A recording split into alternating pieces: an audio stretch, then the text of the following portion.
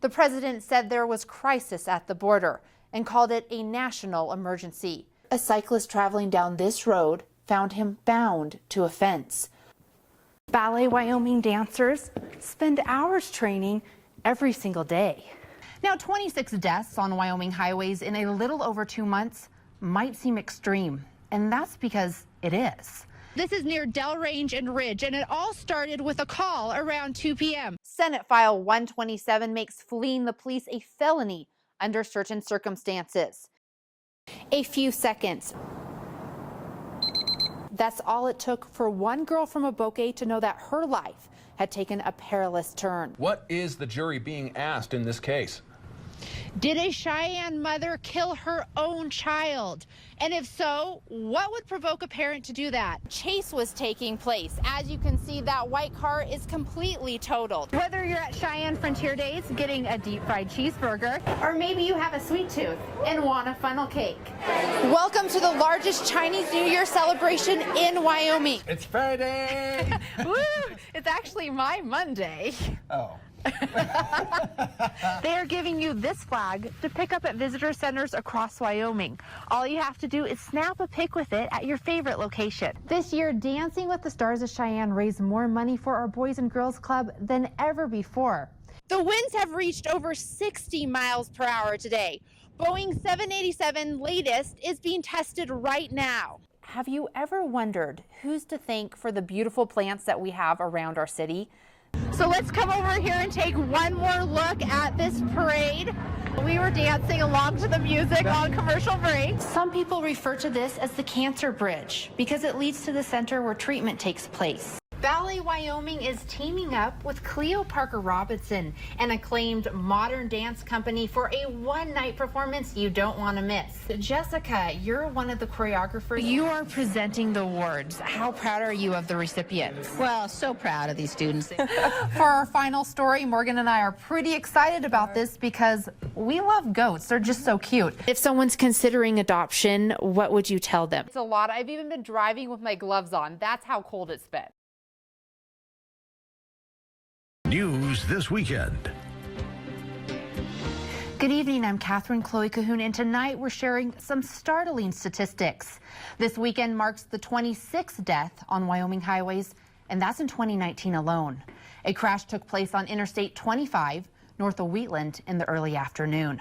The vehicle had drifted off the road and then rolled, though the driver, a 45-year-old Texas resident named Arturo Vela, was wearing his seatbelt. That didn't save him. This incident is still under investigation. Now, 26 deaths on Wyoming highways in a little over 2 months might seem extreme, and that's because it is. There were only 12 in all of 2018, 10 in 2017, and 9 in 2016.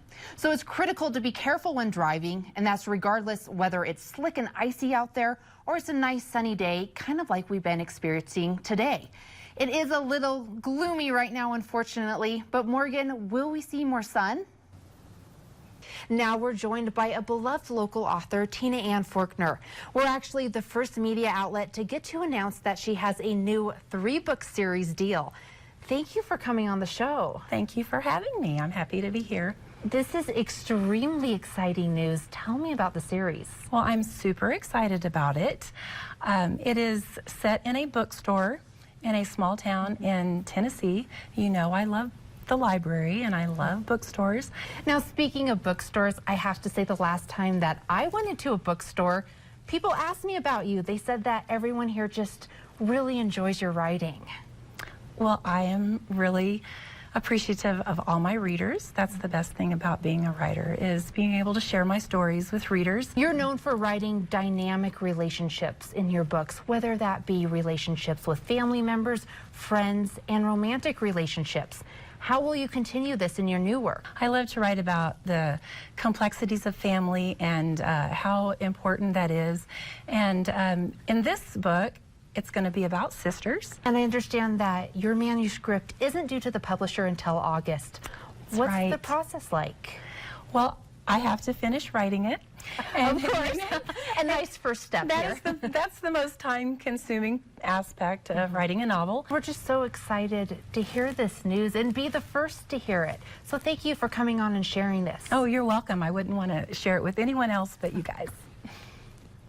Cheyenne may be a small city, but we are known for having a large pool of literary talent.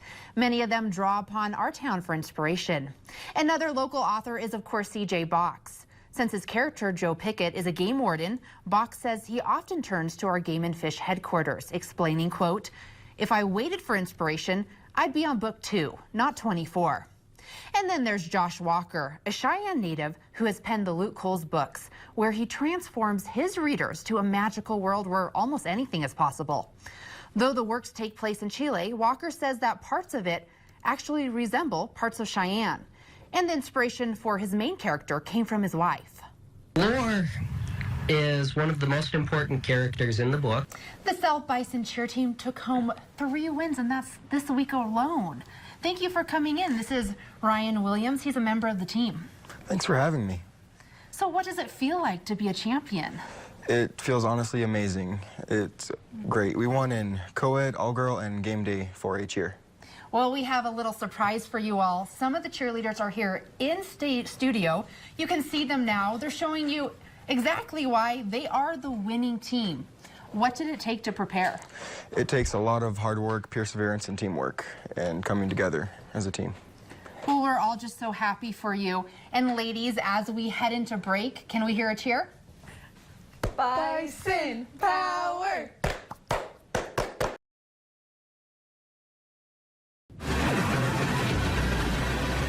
It's just iconic. It's big, it's massive, a very unique sound.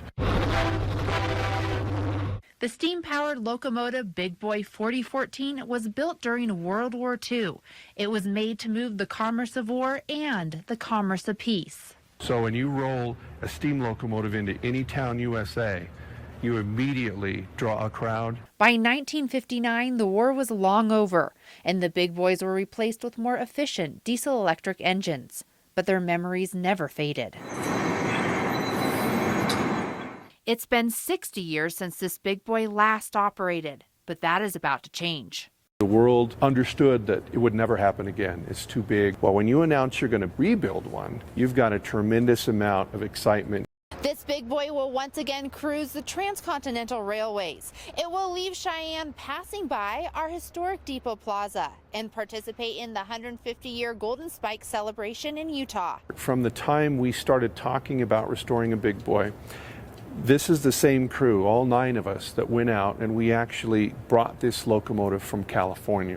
The restoration began a year and a half ago, and it has been nonstop ever since. Day after day after day, it's physically exhausting. The staff goes home groaning. Except for outsourcing the largest parts, all of the work in this mammoth project is being done right here in Cheyenne. And this is where the exhaust steam blasts up and makes that very characteristic steam locomotive sound right here. You can see we've got, it's called a force feed lubricator, and another one on the other side. The crew won't stop until the Big Boy is fully restored, even if that means 9 or 10-hour days, 6 to 7 days a week. To them, every minute is worth it.